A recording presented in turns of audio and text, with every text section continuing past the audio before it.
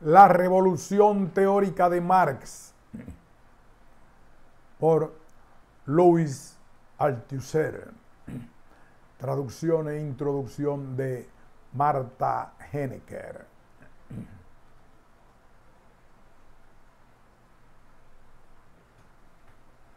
Prólogo a la segunda edición. Aprovechando la ocasión de la reedición de este libro, quisiera señalar brevemente, mediante un análisis retrospectivo, el contenido filosófico y la significación ideológica de estos ensayos. Pour Marx apareció en Francia en 1965, pero solo su prefacio fue escrito en esa fecha. Todos los otros textos fueron publicados anteriormente, de 1960 a 1964, bajo la forma de artículos en revistas del Partido Comunista Francés. Al reunirlos en este libro no se les hizo ninguna corrección ni rectificación. Para comprender y juzgar estos ensayos es necesario tener en cuenta que fueron concebidos, redactados y publicados por un filósofo militante comunista en una coyuntura política, ideológica y teórica precisa. Es necesario, por lo tanto, considerar estos textos como lo que teóricamente representan. Ellos son los ensayos filosóficos, las primeras etapas de una investigación de largo aliento, por lo tanto, resultados provisionales que pueden ser rectificados. Esta investigación se refiere a la naturaleza específica de los principios de la ciencia y de la filosofía fundadas en Marx. Sin embargo, estos ensayos filosóficos no surgen solo de una investigación erudita o especulativa, son al mismo tiempo intervenciones de carácter político en una coyuntura definida. Primero, como se puede comprobar en el prefacio, se trata primero de la coyuntura teórico, ideológica y política francesa, más particularmente la que existe en el Partido Comunista Francés y en la filosofía francesa, pero más allá de la coyuntura propiamente francesa, lo que está en cuestión en la del movimiento comunista internacional. Evidentemente, los ensayos que van a leer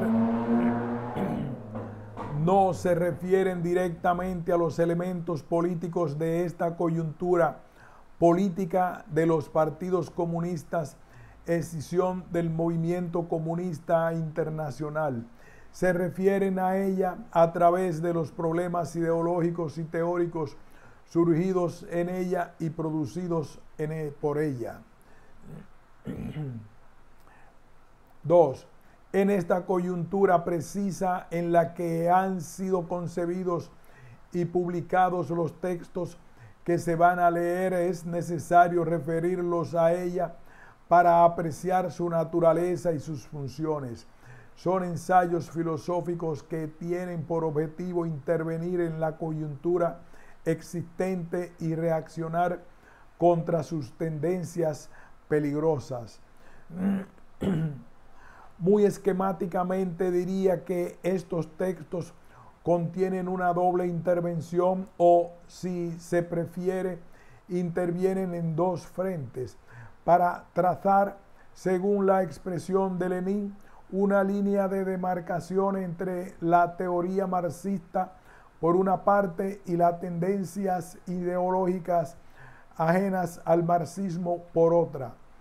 La primera intervención tiene por objeto trazar una línea de demarcación entre la teoría marxista y todas las formas de subjetivismo filosófico y político, con las cuales había estado comprometida o que la amenazan antes que nada el empirismo y sus variantes clásicas o modernas, voluntarismo, pragmatismo, historicismo, etc.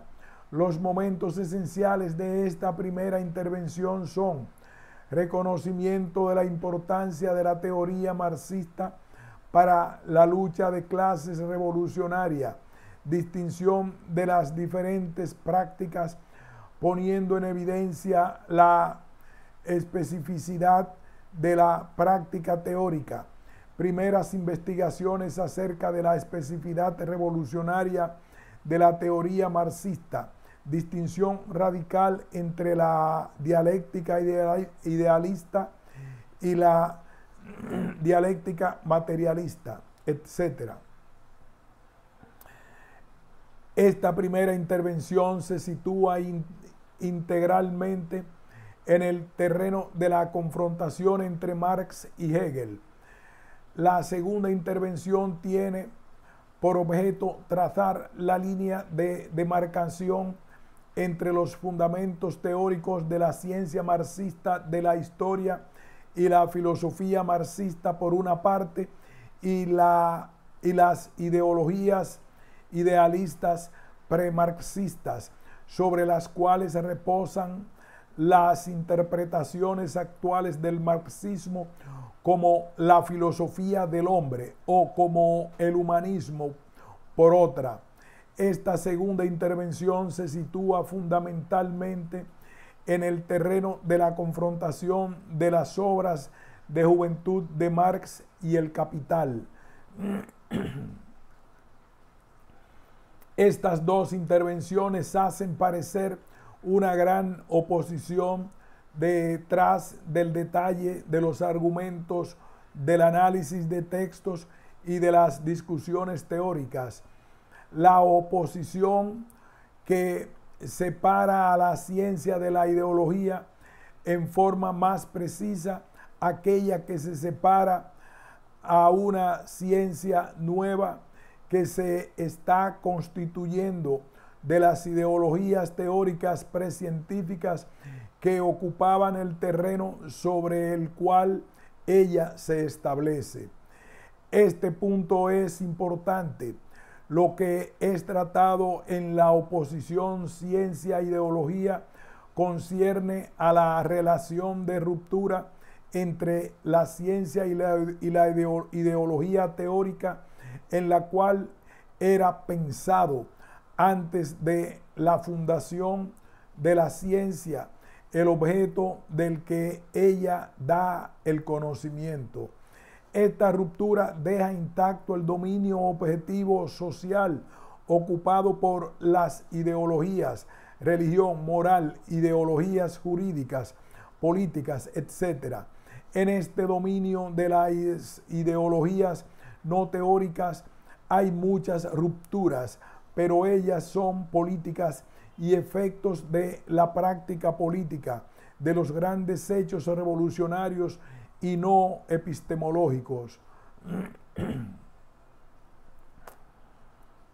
Esta oposición entre la ciencia y la ideología y la noción de ruptura epistemológica que sirve para pensar el carácter histórico de esta oposición suponen una tesis que, a pesar de estar siempre presente detrás de estos análisis, no ha sido, sin embargo, desarrollada explícitamente.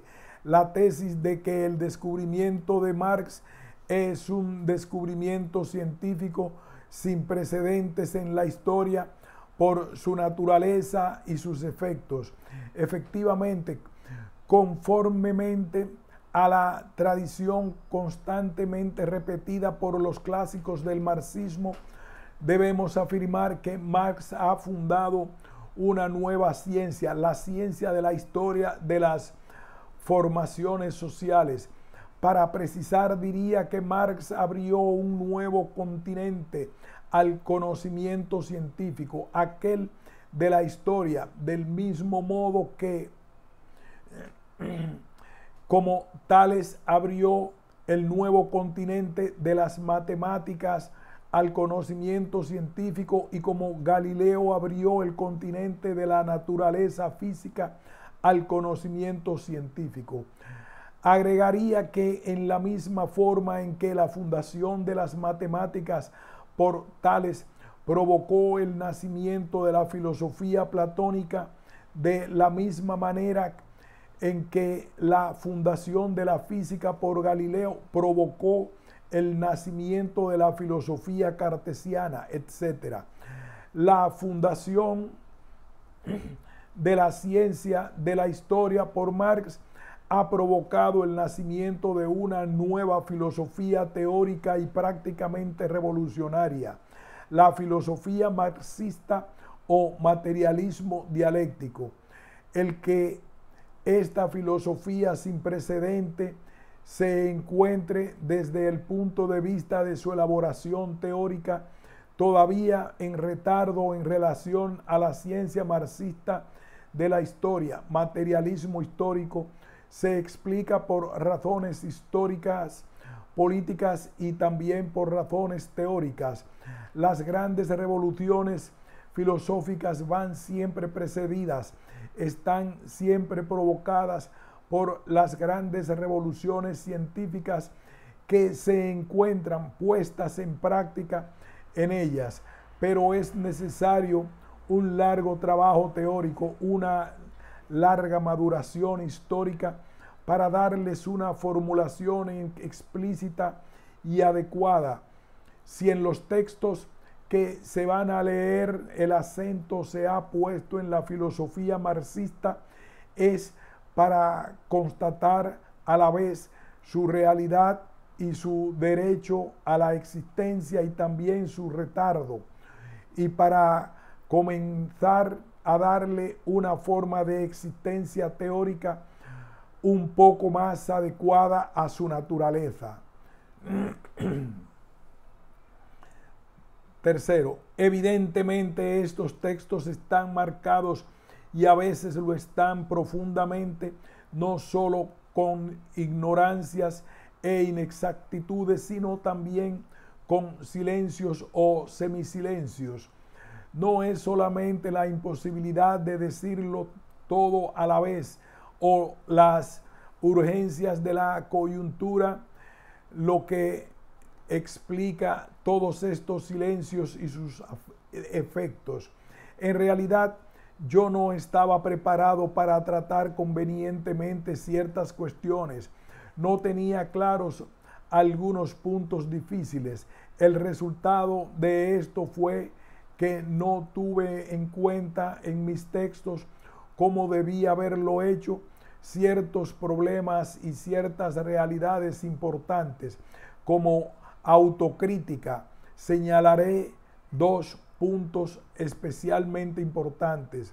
Uno, aunque puse el acento en la necesidad vital de la teoría para la práctica revolucionaria y aunque denuncié así todas las formas de empirismo, no traté el problema de la unión de la teoría y de la práctica que desempeña un papel tan importante en la tradición marxista-leninista. Ciertamente hablé de la unión de la teoría y de la práctica en el seno de la práctica teórica, pero no abordé la cuestión de la unión de la teoría y de la práctica en el seno de la práctica política.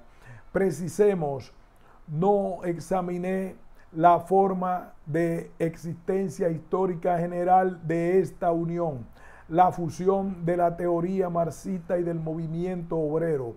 No examiné las formas de existencia concreta de esta fusión, organizaciones de la lucha de clases, sindicatos, partidos, medios y métodos de dirección de la lucha de clase utilizados por estas organizaciones, etc. No precisé la función en lugar de la teoría marxista en estas formas concretas de existencia. ¿Dónde y cómo interviene la teoría marxista en el desarrollo de la práctica política, dónde y cómo interviene la práctica política en el desarrollo de la teoría marxista. La experiencia me ha demostrado que el silencio hecho sobre estas cuestiones no ha dejado de tener influencia en ciertas lecturas de mis ensayos. 2. De la misma manera, aunque he insistido sobre el carácter teóricamente revolucionario del descubrimiento de Marx, aunque indiqué que Marx fundó una ciencia nueva y una filosofía nueva, no precisé, sin embargo, la distinción esencial entre la ciencia y la ideología. No mostré lo que, a diferencia de las ciencias, constituye lo propio de la filosofía, la relación orgánica de toda filosofía en cuanto disciplina teórica y en el seno mismo de sus formas de existencia y sus exigencias teóricas. Con la política no mostré lo que en esta relación distingue la filosofía marxista de las filosofías anteriores. Prólogo a la segunda edición. Algunos aspectos de estos problemas son nuevos, otros se refieren a debates que pertenecen desde hace mucho tiempo a la historia del movimiento obrero. Si se consideran los elementos recientes de su coyuntura, el movimiento comunista internacional vive, después de la muerte de Stalin, dominado por dos grandes hechos: la crítica del culto a la personalidad realizada por el 20º Congreso y la ruptura que se produce entre el Partido Comunista Chino y el Partido Comunista Soviético. La denuncia del culto a la personalidad, las condiciones abruptas y las formas en que tuvo lugar ha provocado profundas repercusiones no solo en el dominio político, sino también en el dominio ideológico. En las líneas que se siguen consideraré solamente las reacciones ideológicas de los intelectuales comunistas.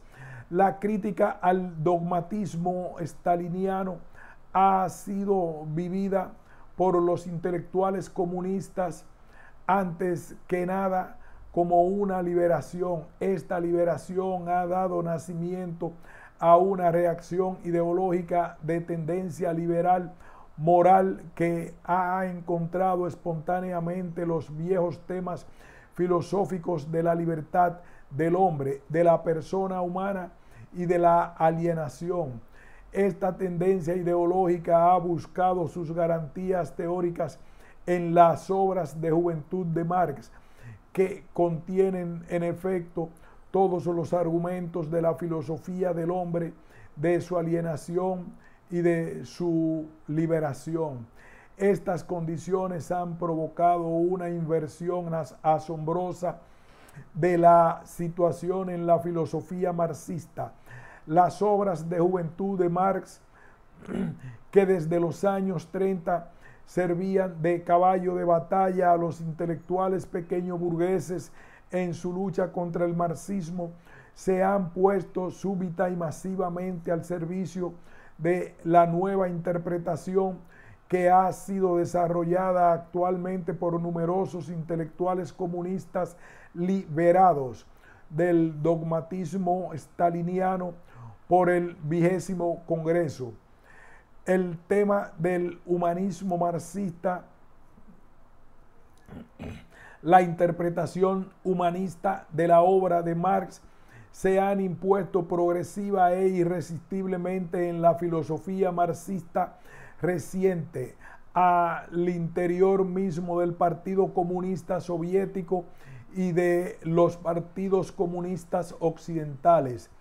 Si esta reacción ideológica que caracteriza primeramente a los intelectuales comunistas ha podido, a pesar de ciertas resistencias, conocer un tal desarrollo, se debe a que ha recibido el apoyo directo o indirecto de consignas políticas enunciadas por los partidos comunistas de la URSS y del Occidente.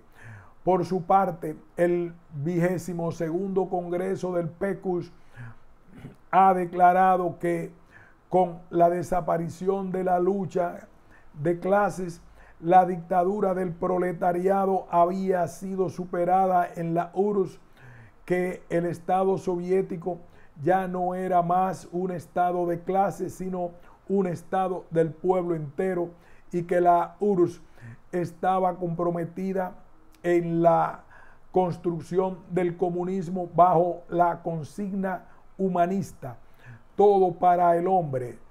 Por una parte, los partidos comunistas occidentales han continuado su política de unidad con los socialistas, los demócratas y los católicos, bajo consignas parecidas, donde el acento es puesto en el paso pacífico al socialismo, en el humanismo marxista o socialista, en el diálogo, etc. Las interpretaciones humanistas de la teoría marxista que se han desarrollado en estas circunstancias definidas representan, en relación al pasado del periodo anterior, años 30 al 54, un fenómeno nuevo. Sin embargo, tienen numerosos precedentes en la historia del movimiento obrero. Marx, Engels, Lenin, para no citar sino a ellos, lucharon sin cesar contra las interpretaciones ideológicas de tipo idealista, humanista, que amenazaban a la teoría marxista. Basta recordar aquí la ruptura de Marx con el humanismo de Feuerbach, la lucha de Engels contra Düring, la larga batalla de Lenin contra los populistas rusos, etc. Todo desde este pasado, toda esta herencia forma parte evidentemente de la coyuntura teórica e ideológica presente en el movimiento comunista internacional. Para referirme a los aspectos recientes de esta coyuntura, agregaré la siguiente observación. En el texto Marxismo y Humanismo, que data de 1963, ya interpretaba esta inflación actual de los temas del humanismo marxista o socialista como un fenómeno ideológico. No condenaba de ninguna manera la ideología como tal. En la ideología es donde los hombres toman conciencia de su combate de clase y no llevan hasta el fin. La ideología es, bajo su forma religiosa, moral, jurídica y política, etcétera, una realidad social objetiva. La lucha ideológica forma parte orgánica de la lucha de clases, pero por el contrario criticaba los efectos teóricos de la ideología, que representan siempre una amenaza o un obstáculo para el conocimiento científico, y señalaba que se debía interpretar la inflación de los temas del humanismo marxista y su usurpación de la teoría como el síntoma histórico probable de una doble impotencia y de un doble peligro. Impotencia para reflexionar sobre la especificidad de la teoría marxista y peligro revisionista correlativo de confundirla con interpretaciones ideológicas premarxistas. Impotencia para resolver los problemas reales, políticos y económicos en el fondo, planteados por la coyuntura posterior al 20º Congreso, y peligro de ocultar estos problemas bajo la solución engañosa de fórmulas puramente ideológicas. La experiencia me ha mostrado que este semisilencio hecho sobre estas cuestiones no ha dejado de tener consecuencias en ciertas lecturas de mis ensayos. pienso volver sobre estas dos importantes cuestiones que están íntimamente ligadas desde el punto de vista teórico y práctico en mis trabajos futuros. Octubre de 1967, Louis Althusser. Introducción. La importancia y la seriedad de la obra de Louis Althusser como esfuerzo de reflexión sobre problemas filosóficos esenciales al marxismo y los instrumentos teóricos nuevos y fundamentales que contiene nos han impulsado a emprender esta traducción para poder ofrecerla al público de habla española y especialmente a nuestros compatriotas latinoamericanos. Por una parte, nos permite realizar un estudio más serio del iniciador del marxismo y de los esfuerzos teóricos que se han inspirado en su obra. Nos redescubre a Marx en todo su vigor, al hombre que dio origen al hecho más trascendental de los últimos tiempos, el despertar organizado de la clase obrera que rompe sus cadenas y empieza finalmente a construir el socialismo, proyecto que hace solo 50 años parecía ser el sueño utópico de unos pocos intelectuales privilegiados. Al Marx revolucionario, destructor de mitos y de verdades impuestas, cuyo único dogma es un antidogma, el análisis objetivo científico de los hechos que permita, más allá de las apariencias, comprender el mecanismo que explica estos hechos, su funcionamiento y sus efectos hasta en su apariencia misma. Solo la comprensión de este mecanismo hace posible su destrucción y la construcción de un nuevo mecanismo más adecuado a los fines perseguidos. Althusser nos conduce a dejar de lado los manuales clásicos que, en su esfuerzo pedagógico bien o mal intencionado, presentan el marxismo en forma simplificada y dogmática, dando origen a la mayor parte de los malentendidos que reinan no solo entre sus adversarios, sino entre sus propios adeptos. Las citas célebres ya no son suficientes, es necesario realizar una lectura crítica a partir de las fuentes mismas. Volver a Marx es la única manera de combatir el marxismo religioso, aquel que se impone como un dogma y que se cree poseedor de toda la verdad. Pero esta tentativa del autor no puede confundirse.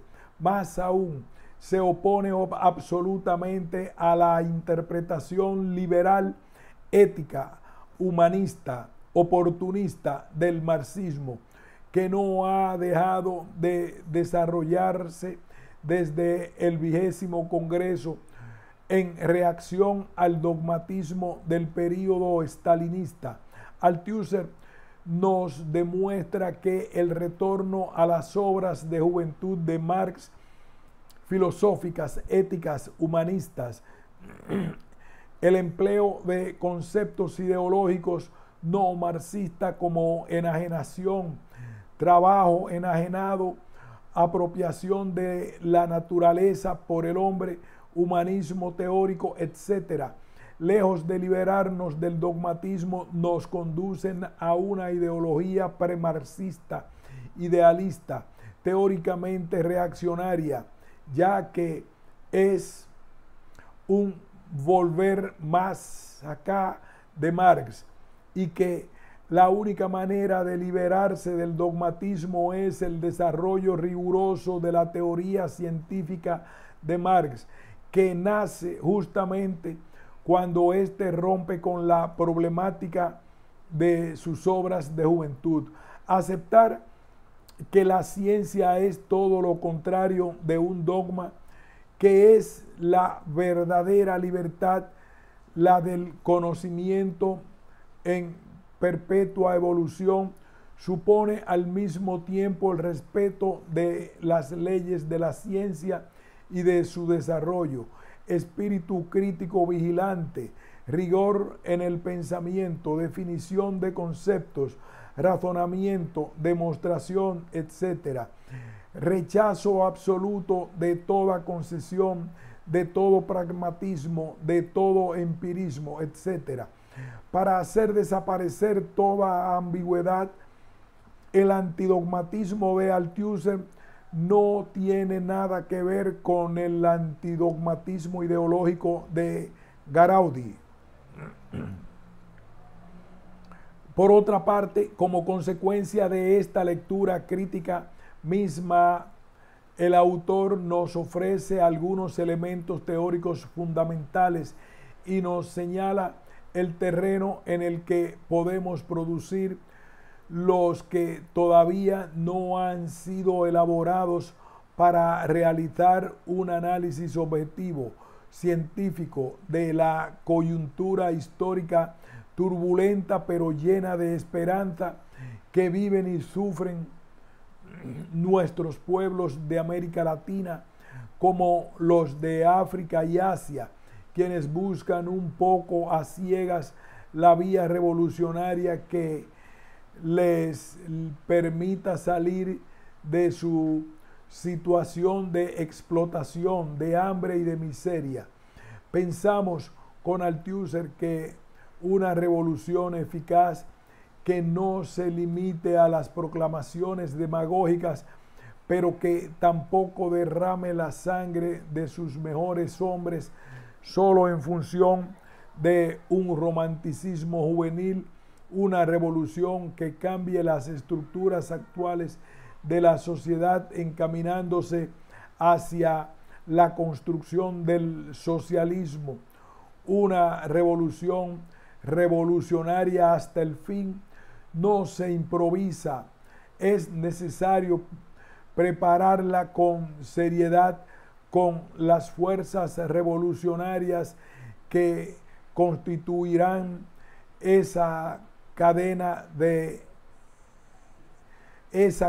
sin eslabón débil que llevará a la victoria final. Esta acción revolucionaria no es posible sin la teoría revolucionaria que la anime.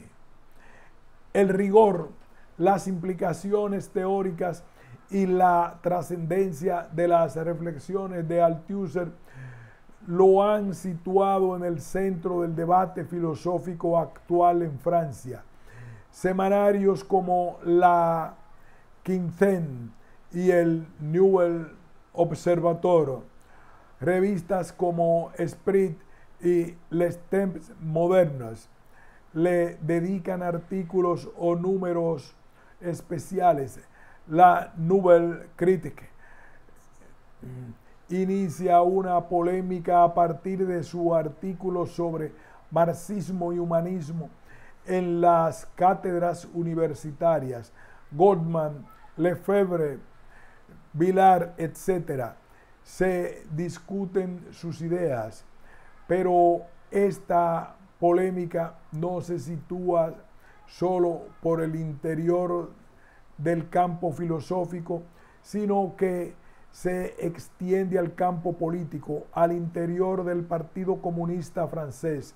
Desgraciadamente, este debate ha permanecido hasta ahora, salvo algunas excepciones importantes, estéril debido a las grandes resistencias ideológicas que sus tesis han encontrado. Es necesario agregar que muchos de los que han intervenido no habían estudiado seriamente sus libros, por lo demás difíciles, y que por ello han formulado críticas superficiales que no resisten a un examen más profundo.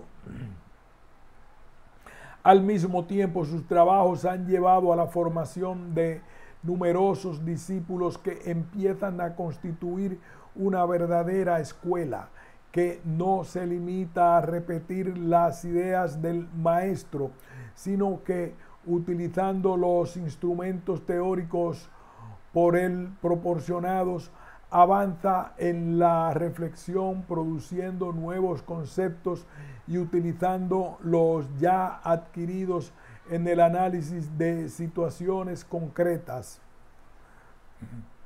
Lire Le Capital, obra hecha en colaboración con una serie de discípulos que aparecerá traducida muy pronto en esta misma colección, es una prueba de ello.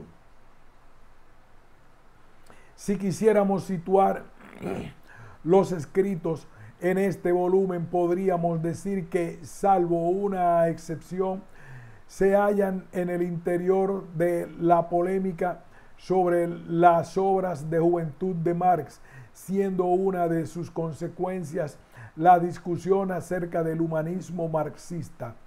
Son artículos de un alto nivel teórico, pero que, como toda reflexión, se desarrollan en el terreno de la lucha ideológica. Es importante tener presente este punto para comprender el hincapié en ciertos aspectos que contrasta con la escasa o nula elaboración de otros. El tiempo y el espacio hacen del discurso algo necesariamente incompleto y, por lo tanto, obligan a elegir. El criterio de elección está determinado en este caso por la lucha ideológica. Pero para comprender el pensamiento del autor no basta conocer únicamente el campo ideológico en el que se sitúa.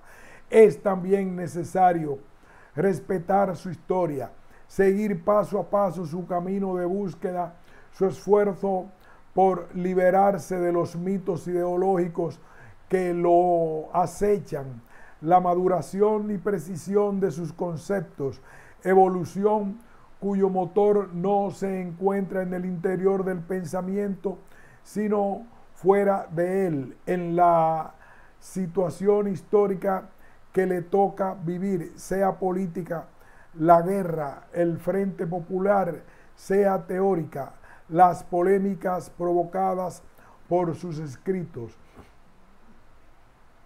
Por ello, si en esta publicación los diferentes artículos han sido ordenados según el orden cronológico de su aparición, es porque este orden corresponde a la evolución de su pensamiento. Damos a continuación la lista de artículos. El texto, los manifiestos filosóficos de Feuerbach, apareció en Le Nouvelle Critique de diciembre de 1960. El artículo sobre el joven Marx, problemas de teoría, apareció en la Pensée de marzo-abril de 1961. El artículo Contradicción y sobredeterminación apareció en la Pensée de diciembre de 1962. Su anexo permaneció inédito. El artículo Notas sobre un teatro materialista apareció en L'Esprit en diciembre de 1962. La crónica filosófica sobre los manuscritos del 44 apareció en Le Pensée de febrero de 1963.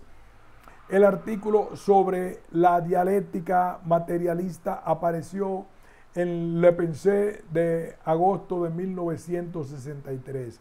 El artículo Marxismo y Humanismo apareció en los Quartiers de Laicea de junio de 1964. La nota complementaria sobre el humanismo real apareció en la Nouvelle Critique de marzo de 1965. El artículo sobre el joven Marx pretende responder a la pregunta ¿en qué momento la elaboración teórica de Marx puede llamarse marxismo? En el momento en que éste nace al pensamiento o en un punto determinado de su trayecto. Como en todo proceso científico, la respuesta a esta pregunta exige un rodeo. Antes de poder responder es necesario fijar los principios y los conceptos a partir de los cuales se puede contestar en forma objetiva, evitando los asaltos de la ideología. Es la razón por la que Althusser critica en primer término los métodos erróneos utilizados frecuentemente en el examen crítico del pensamiento de un autor, la teoría de las fuentes y la teoría de las anticipaciones. Aunque aparentemente opuestas, ambas teorías tienen por fundamento los mismos supuestos teóricos: posibilidad de reducir el pensamiento de un autor a sus elementos, juicio de los elementos a partir de un tribunal situado al comienzo o al fin, y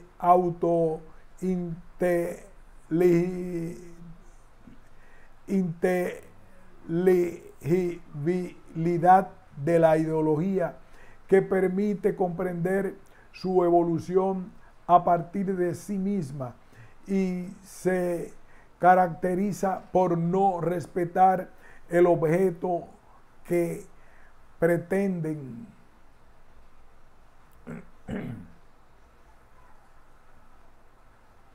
Introducción.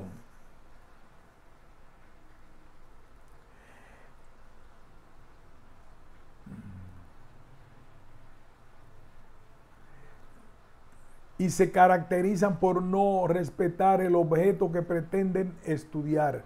Luego señala como método científico aquel que considera el pensamiento de un autor en las diversas etapas de su evolución como una totalidad unificada interiormente por su problemática, relacionada con el campo ideológico existente, en el cual rompe en un determinado momento para constituirse en pensamiento original y cuyo principio de desarrollo no reside en el seno de la ideología misma, sino fuera de ella, en el autor como individuo concreto y en la historia efectiva. Solo después de este rodeo se puede contestar la pregunta formulada al comienzo. La elaboración teórica de Marx puede llamarse marxismo en el momento mismo en que su problemática aparece como original, liberándose de las problemáticas anteriores. Para terminar, demuestra la inexactitud de los términos de inversión y superación empleados frecuentemente para dar cuenta de la relación existente entre la filosofía de Hegel y la de Marx. Muestra cómo el primero implica permanecer en la misma problemática y el segundo supone la negación de la ruptura esencial que marca el comienzo de un pensamiento verdaderamente original. Las reflexiones sobre los manifiestos filosóficos de Feuerbach, escritos 2 meses antes del artículo al que nos hemos referido anteriormente, anticipan las ideas que serán desarrolladas en forma sistemática. Señalan la necesidad de estudiar la problemática de Feuerbach para no atribuir a Marx conceptos que no son suyos y, sobre todo, para saber con qué problemática tuvo este que romper para llegar a ser verdaderamente Marx. El artículo sobre contradicción y sobredeterminación. Señala la ruptura fundamental entre Hegel y Marx. Desarrolla en forma más extensa las razones por las que se rechaza la utilización del concepto de inversión para dar cuenta de la relación entre ambos autores. Marx no es Hegel invertido. Existe un cambio tanto en los términos. Marx introduce nuevos conceptos que no se encuentran en Hegel, como en la relación entre los términos de la relación hegeliana esencia-fenómeno. Se pasa a la relación marxista en la que las superestructuras ideológicas, jurídicas, políticas no son el simple fenómeno de la esencia económica, sino que existen realmente y determinan a su vez este nivel en la estructura social. Existe, por lo tanto, una sobredeterminación, una acumulación de determinaciones eficaces salidas de las superestructuras y de circunstancias particulares, nacionales e internacionales sobre la determinación en última instancia por la economía. Esta es la razón por la que cuando Marx emplea términos hegelianos como el de la contradicción, estos adquieren un sentido totalmente nuevo. De la contradicción simple hegeliana se pasa a la contradicción sobredeterminada marxista, puesto que la contradicción general, fuerzas productivas, relaciones de producción, no se encuentra nunca en estado puro, sino siempre ya determinada por las superestructuras y otras circunstancias. El artículo sobre la dialéctica materialista constituye la elaboración de mayor rigor teórico del presente volumen. Llegó a ser necesaria para responder a las objeciones despertadas por sus trabajos sobre el joven Marx, y contradicción y sobredeterminación.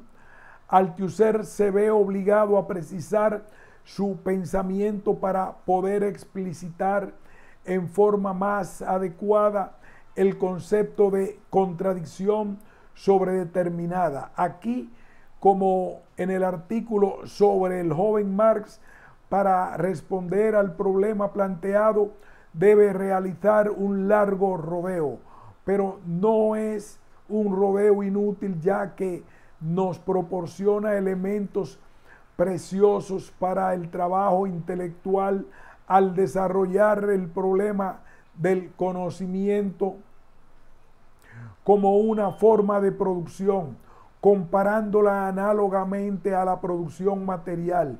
Esta elaboración nos da los instrumentos necesarios para poder romper definitivamente tanto en la concepción empirista como con la concepción idealista del conocimiento, y a través de ella con la teoría del reflejo, considerada clásicamente como la teoría marxista del conocimiento, ya que no puede ser aplicada con todo rigor sino al conocimiento ideológico y de ninguna manera al conocimiento científico.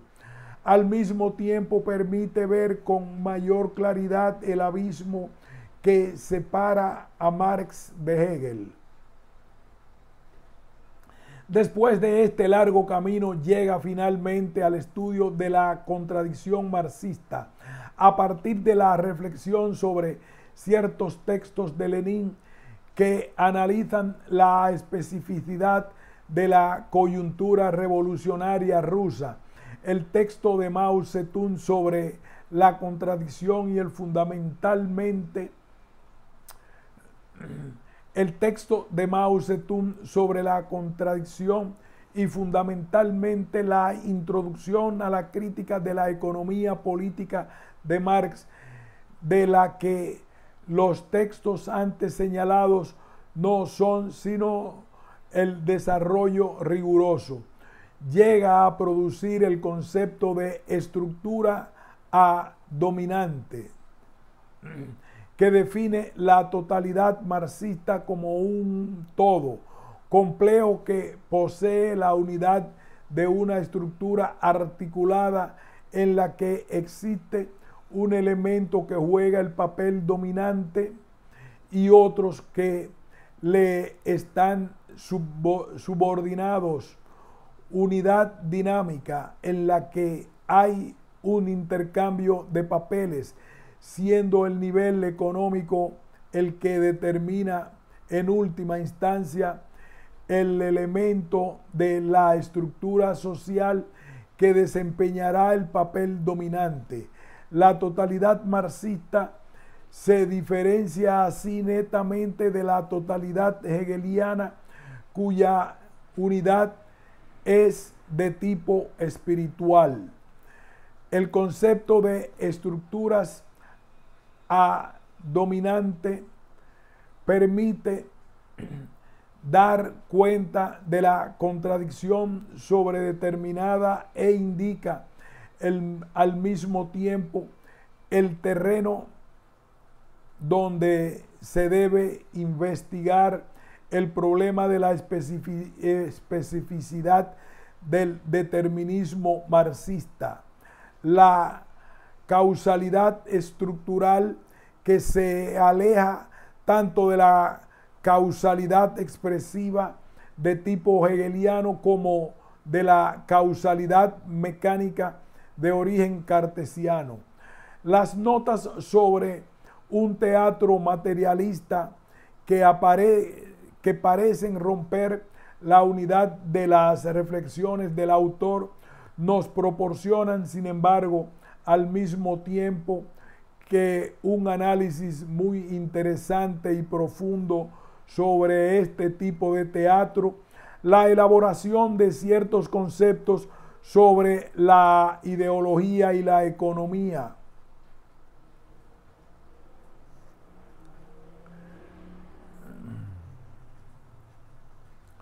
Sobre este tipo de teatro, la elaboración de ciertos conceptos sobre la ideología y la conciencia e indicaciones útiles para la comprensión del tipo de determinación que realiza la estructura sobre sus elementos, el problema de la causalidad estructural. Veamos lo que dice Althusser refiriéndose a la dinámica de la estructura latente en la pieza de teatro.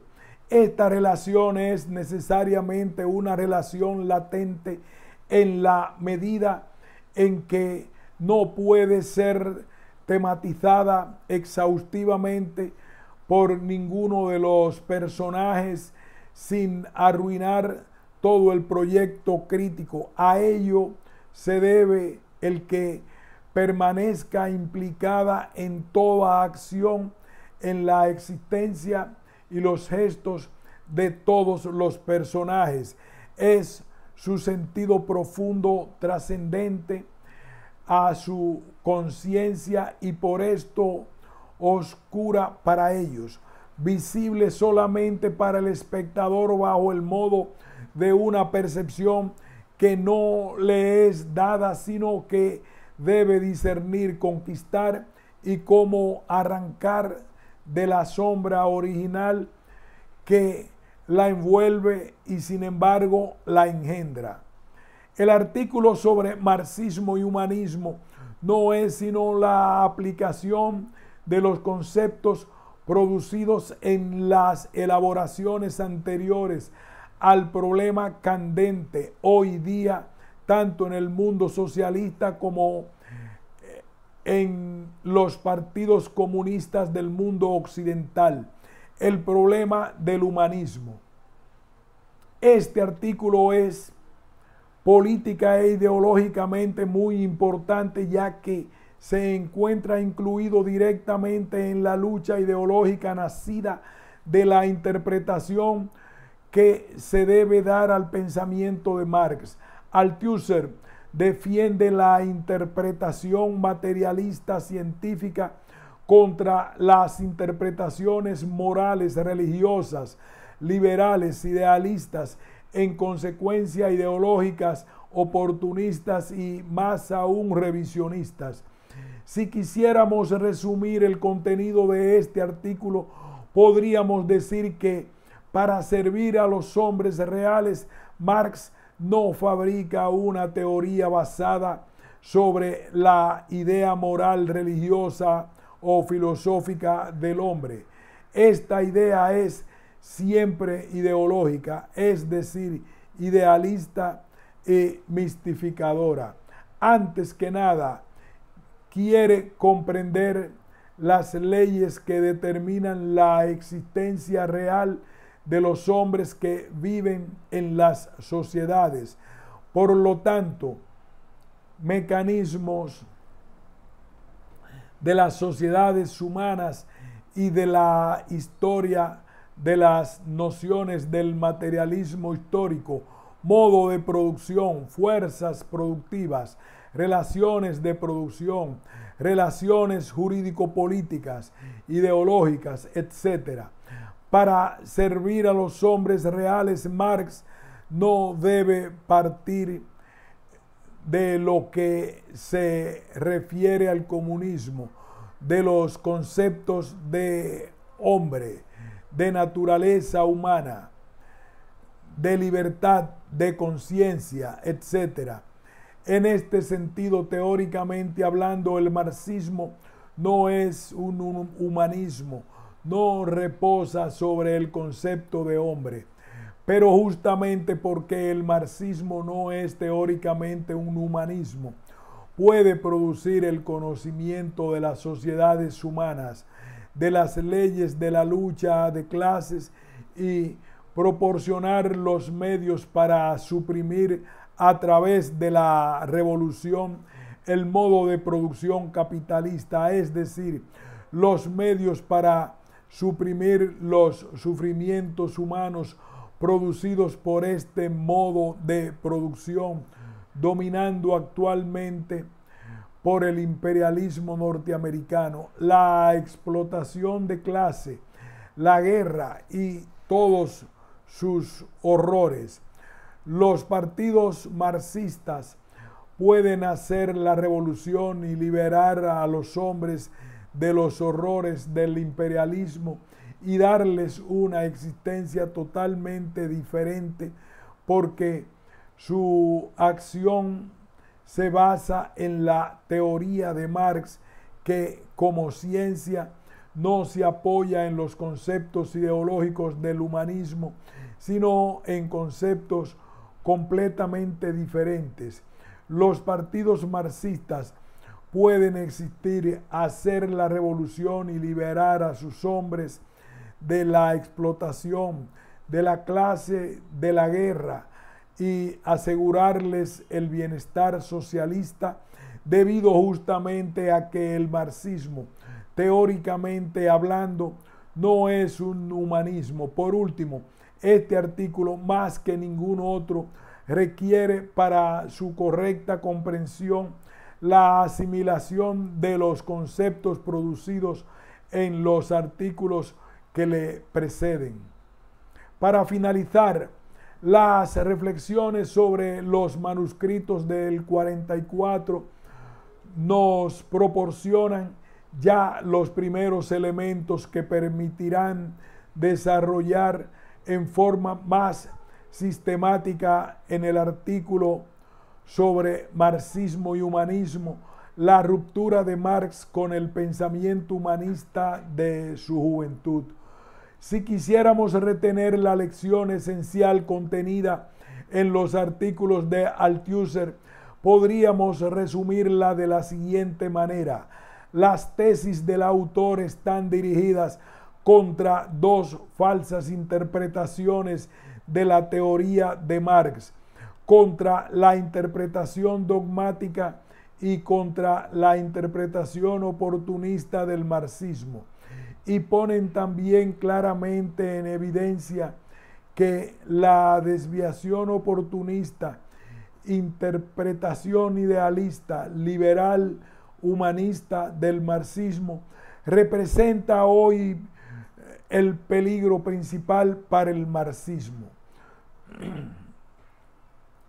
Para escapar a estas dos desviaciones, Althusser nos muestra que la teoría marxista no es ni un dogma ni una ideología idealista, sino una ciencia, y que debe por lo tanto ser tratada científicamente, con rigor y precisión. Debe desarrollarse científicamente con audacia, rigor y vigilancia. Esta ciencia es el don más precioso que poseemos, ya que sabemos que es la unión de la teoría marxista y del movimiento obrero lo que ha dado a los hombres de este tiempo la posibilidad de transformar el mundo y de hacer la revolución. Lenin no se ha cansado de repetir que sin teoría revolucionaria no hay acción revolucionaria.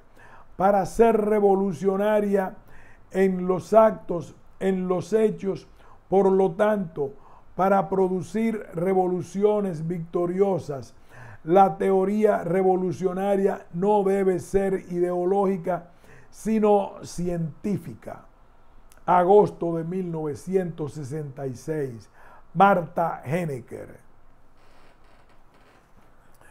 Aquí, luego de esta introducción y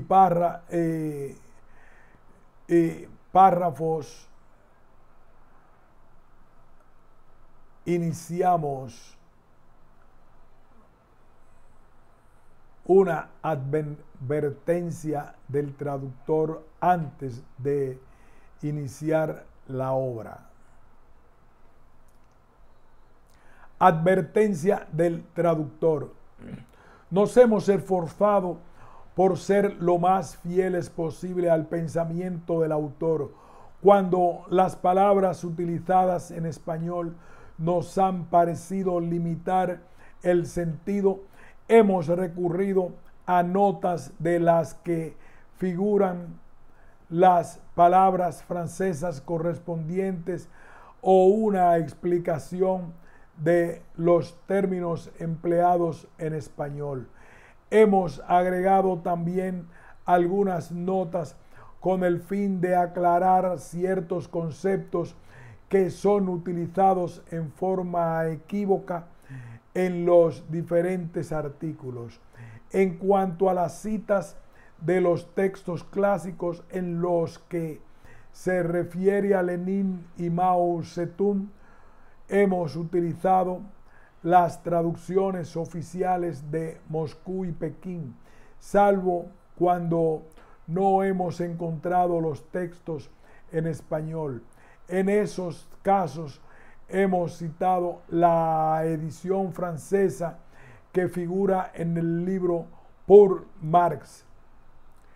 En lo que se refiere a los textos de Marx y Engels, preferiríamos hacer la traducción directa del alemán de las ediciones Mega, salvo en aquellos escasos textos en los que la traducción española nos ha parecido correcta.